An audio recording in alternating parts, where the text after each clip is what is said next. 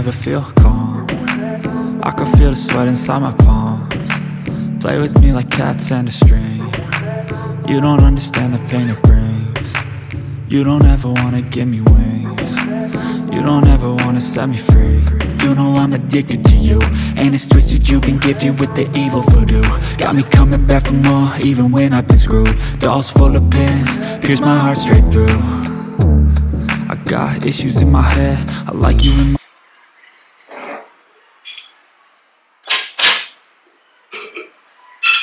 தூரம் பருப்பு காலி ஆயிடுச்சு. இன்னைக்கு என்ன பண்ண போறேன் அப்படின்னா, கிள்ளி போட்ட சாம்பார் வந்து வைக்க போறேன். கிள்ளி போட்ட சாம்பார், அதுக்கப்புறமா கத்திரிக்காய் வந்து ஸ்டஃப் பண்ணி கறி வந்து பண்ண போறேன். ஸோ கத்திரிக்காய் ஸ்டஃப் ஃப்ரை. தூரம் பருப்பு வந்து ஆயிடுச்சு, அதனால பாட்டில் வந்து போட்டுறேன். ரீஃபில்லிங் டைம் இப்போ. முன்னாடியே வந்து பண்ணி வச்சுக்கலாம், ஆனா என்னன்னா நமக்கு அந்த டயத்துல தான் கரெக்டா எடுக்கும் போது இல்ல காலி ஆயிடுச்சு அப்படின்னு வந்து பண்ணிட்டு இருக்கேன். So friends, welcome back to Madras Mom and Beauty. நீங்க பார்க்கிறது உங்களோட சோனியா ஸ்ரீ. எல்லாரும் எப்படி இருக்கீங்க? நல்லா இருக்கீங்களா? Wish you all a very very happy Valentine's Day. இன்னைக்கு வந்து என்னோட ஃப்ரெண்ட்ஸ் எல்லாம் பாத்தீங்கன்னா காலம்பரில இருந்து எனக்கு விஷஸ் வந்து கொடுத்துட்டு இருக்காங்க. Love you அப்படின்னு. I also love you all and God bless you all. எனக்கு வந்து உங்க எல்லாரும் மேலயும் ரொம்ப பிரியம் இருக்கு, மனசார நான் வந்து இத சொல்றேன். ஸோ இன்னைக்கு வந்து கிள்ளி போட்ட சாம்பார் வந்து செய்யறோம் இல்லையா, அதுக்காக வந்து நான் புளி வந்து நனைச்சு வச்சுக்கிறேன். அதுக்கப்புறமா துவரம் பருப்பையும் நம்ம வந்து நனைச்சு வச்சுப்போம் சாம்பாருக்கு.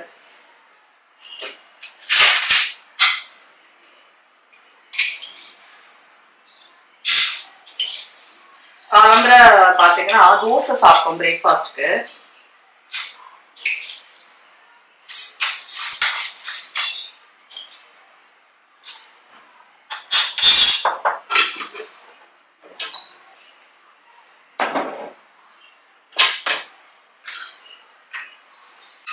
பாருங்க, லெமன் சைஸ்ல வந்து நனைச்சு வச்சிருக்கேன் புளிய.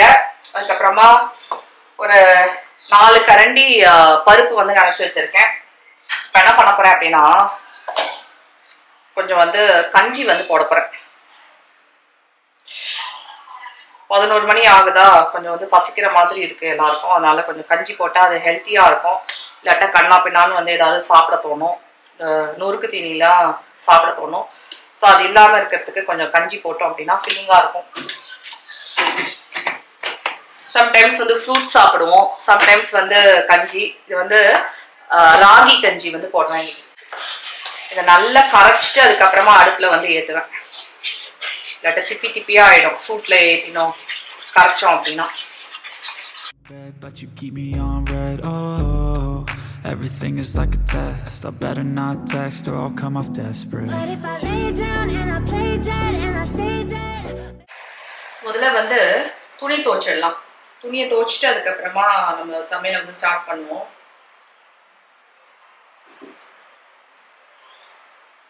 ஏன்னா அது பாட்டுக்கு வாஷிங் மிஷின்ல வந்து ஓடிட்டு இருக்கோம். காலம்பரியே வந்து போட்டிருக்கணும், காலம்பரை வந்து வேற வேலை இருந்தது.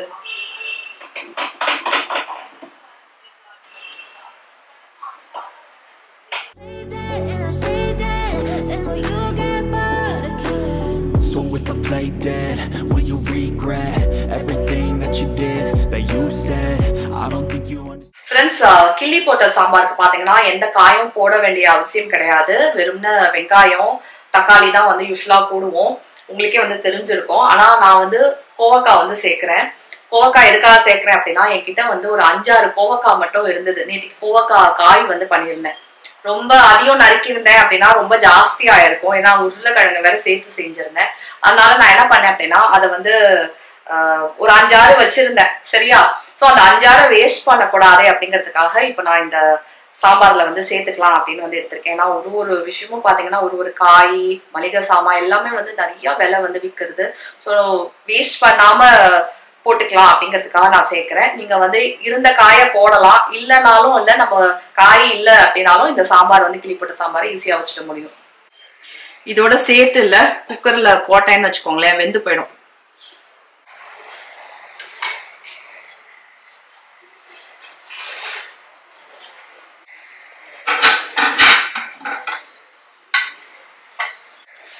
பிரஸ்டீஜ்ல வந்து என்ன ஒரு பிரச்சனை அப்படின்னா சீக்கிரமா இல்ல இந்த கேஸ்கட் வந்து போயிடும்.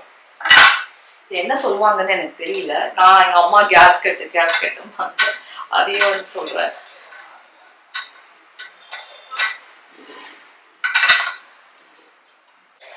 ஹாக்கின்ஸ்ல பாத்தீங்கன்னா ஹாக்கின்ஸ் குக்கர்ல வந்து அது வந்து சீக்கிரமா போறது கிடையாது.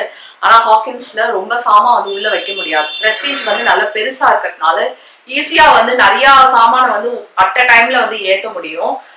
ஆனா என்னன்னா இந்த கேஸோட இது பாத்தீங்கன்னா அது போயிட்டே இருக்கும். இந்த குக்கரோட ரிங் பாத்தீங்கன்னா போயிட்டே இருக்கும். நான் வந்து தனியா கடலைப்பருப்பு வரமிளகாய் வந்து வறுத்துக்கிறேன். இது வந்து நம்ம கத்திரிக்காய் ஸ்டஃபிங்காக வறுக்கிறேன். இன்னைக்கு வந்து ரொம்ப சிம்பிளா தான் பண்றேன். வேற எதுவும் வந்து சேர்க்க போறது இல்ல.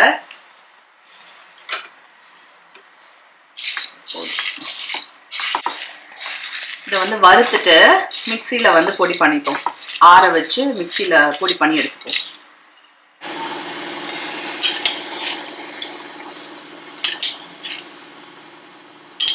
பின்னாடி வந்து மிஷின் ஓடிட்டு இருக்கு இல்லையா, அதனால அந்த சவுண்ட் வந்து வருது.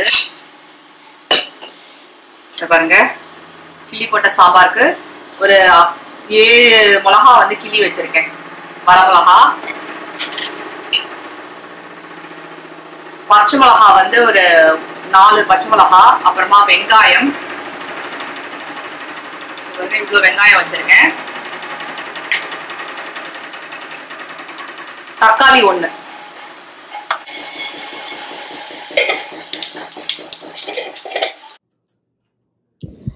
ஓகே ஃப்ரெண்ட்ஸ், இப்போ வந்து நம்ம சாம்பார் வந்து செய்ய ஆரம்பிச்சிடலாம். நான் வந்து எண்ணெயில் கடுகு வந்து போட்டு வெந்தயம் வந்து போட்டிருக்கேன். இந்த கிள்ளி போட்ட சாம்பார் பார்த்திங்கன்னா ரொம்ப ரொம்ப சிம்பிளாக பண்ணிடலாம்.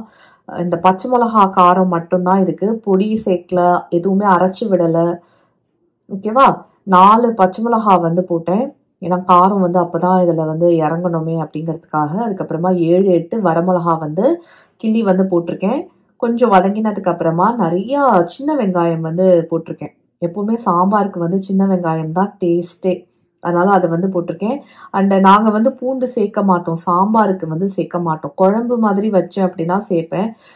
சாம்பாரில் வந்து பூண்டெல்லாம் போட்டு வைக்கிறது இல்லை. உங்களுக்கு வேணும்னா நீங்கள் வந்து சேர்த்துக்கலாம். அதுக்கப்புறமா மஞ்சப்பொடி வந்து போட்டிருக்கேன். இதில் வந்து காரப்பொடி கூட கிடையாதுங்க, வெறும் மஞ்சப்பொடி. அதுக்கப்புறமா ஒரே ஒரு தக்காளி பழம். ஏன்னா எப்படியும் நம்ம வந்து புளி குத்துறோம் இல்லையா, அதனால புளிப்பு வந்து இதில் இருக்கும். அதனால் ஒரே ஒரு தக்காளி பழம் மட்டும் இந்த மாதிரிலாம் சின்ன சின்னதாக கட் பண்ணி வந்து நான் போட்டிருக்கேன். கொஞ்சம் வதங்கினதுக்கப்புறம், ரொம்ப வதங்க தேவையில்லை, ஏன்னா அதுக்கப்புறம் நம்ம வந்து புளி வந்து குத்துவோம் இல்லையா, அதில் வந்து எல்லாமே சேர்ந்து வெந்து வந்துடும். அதுக்கப்புறமா புளி கரைச்சி வச்சுருக்கோம் இல்லையா, புளி தண்ணியை வந்து இப்போ நம்ம சேர்த்துருவோம். ஓகே, ரொம்ப நல்லா இருந்ததுங்க. உண்மையிலே சொல்லக்கூடாது, ரொம்ப நல்லாவே வந்து இன்னைக்கு வச்சுருந்தேன். சிம்பிளாக இருந்தாலும் இல்லை, சம்டைம்ஸ் ரொம்ப அட்டகாசமாக வரும் பாருங்கள், அந்த மாதிரியான ஒரு நாள். அதுக்கப்புறம் பார்த்தீங்கன்னா நான் வந்து பொடி பண்ணி வச்சுருக்கேன் இல்லையா, இந்த தனியா, கடலைப்பருப்பு, வரமிளகாய், அந்த பொடியில் வந்து நான் உப்பு வந்து சேர்க்குறேன். நான் உப்பு சேர்க்காம பொடி பண்ணியிருந்தேன். எப்போ வந்து எவ்வளோ தேவையோ அதுக்கு மட்டும் உப்பு போட்டு வச்சுப்பேன். மிச்சத்தை வந்து அப்படியே ஸ்டோர் பண்ணிக்கலாம். இதை வந்து காம்போட தான் நம்ம வந்து போடணுங்க. காம்பு இல்லாமல் போட்டோம் அப்படின்னா, காம்பை வந்து நறுக்கிட்டு நம்ம வந்து 4ஆ வகுந்தோன்னு வச்சுக்கோங்களேன், அது வந்து உடஞ்சி வந்துடும் வேகும் போது. ஸோ காம்பு இருக்கட்டும், நல்லா வாஷ் பண்ணிவிடுங்க. வாஷ் பண்ணிவிட்டு இந்த மாதிரி இல்லை, நம்ம 4ஆ வந்து பொலந்துக்கலாம். பாருங்கள், இந்த மாதிரி பொலந்துட்டு கீழே வந்து காம்பு இருக்கிறதுனால கத்திரிக்காய் வந்து உடையாது. பூச்சி இருக்கான்னு உள்ளே வந்து செக் பண்ணிவிட்டு நம்ம வந்து இதில் ஸ்டஃபிங் வந்து பண்ணிடலாம். இப்படி தான் நான் வந்து யூஸ்வலாக பண்ணுறது. கத்திரிக்காயில் பார்த்தீங்கன்னா ஸ்டஃபிங் வந்து விதவிதமாக செய்யலாங்க. இது வந்து ரொம்ப சிம்பிளான ஸ்டஃபிங். இன்னைக்கு வந்து சிம்பிளான சாம்பார், சிம்பிளான கத்திரிக்காய் ஸ்டஃபிங், ஆனால் அவ்வளோ டேஸ்ட்டாக இருக்கும். ஓகேவா? டிசப்பாயிண்ட் ஆக மாட்டாங்க. அண்ட் எங்கள் அப்பா வந்து இன்னைக்கு சொன்னாங்க, இன்னைக்கு வந்து அப்பா சாப்பிட்டுட்டு என்ன சொன்னார் அப்படின்னா, இன்னைக்கு வந்து ஒன்னால தான் நான் வந்து குண்டா ஆகுறது, நீ எதுக்காக இவ்வளோ நல்லா சமைக்கிற அப்படின்னு வந்து சொன்னார். எனக்கு ரொம்ப சந்தோஷமாயிட்டேங்க. ஏன்னா எங்கள் அப்பா வந்து அவ்வளோ ஈஸியாக அப்ரிஷியேட்டே பண்ண மாட்டார். எங்கள் அம்மா வந்து பண்ணுவாங்க. அம்மா வந்து ரொம்ப பாசிட்டிவ் சைட். நான் வந்து டிசப்பாயிண்ட் ஆகிடக்கூடாது. நானும் மட்டும் இல்லை, யாரையுமே அம்மா டிசப்பாயிண்டே பண்ண மாட்டாங்க. நல்லாதாம்மா இருக்கு அப்படின்னு வந்து சொல்லுவாங்க. ஆனால் எங்கள் அப்பா அப்படி இல்லை, மூஞ்சிலேயே சொல்லிடுவார் நல்லா இல்லை அப்படின்னா. ஸோ அவர் வாயால் வந்து ரொம்ப நல்லா இருந்தது இன்னைக்கு எல்லாமே அப்படின்னு வந்து சொல்லும்போது இல்லை, சாம்பாரும் கத்திரிக்காய் ஃப்ரையும் அவருக்கு ரொம்ப பிடிச்சது. அண்ட் என் பையன் சொன்னான், அம்மா நீ இனிமேல் கத்திரிக்காய் கறியை வந்து இப்படி தான் பண்ணணும், ஸ்டஃபிங் பண்ணி செய்யணும் அப்படின்னு. இதையே நம்ம நறுக்கிட்டு இல்லை, வெறும்ன பொடி போட்ட கறியாகவும் நம்ம வந்து இதை செய்யலாம். ஆனால் காம்போடு அப்படி செஞ்சு அப்படி கொடுக்கும்போது பார்த்தீங்கன்னா அந்த ப்ரெசன்டேஷன் இல்லை, அதுதான் வந்து எல்லாரையும் வந்து சாப்பிட கூப்பிடுது. சாதாரணமாக சமைச்சிருந்தா கூட இல்லை, அந்த ப்ரெசன்டேஷன் செய்யும்போது அழகாக செஞ்சு கொடுத்துட்டோன்னு வச்சுக்கோங்களேன், பசங்க வந்து சாப்பிட்ருவாங்க. குட்டி பசங்க சாப்பிட்றது தாங்க பெரிய விஷயம்.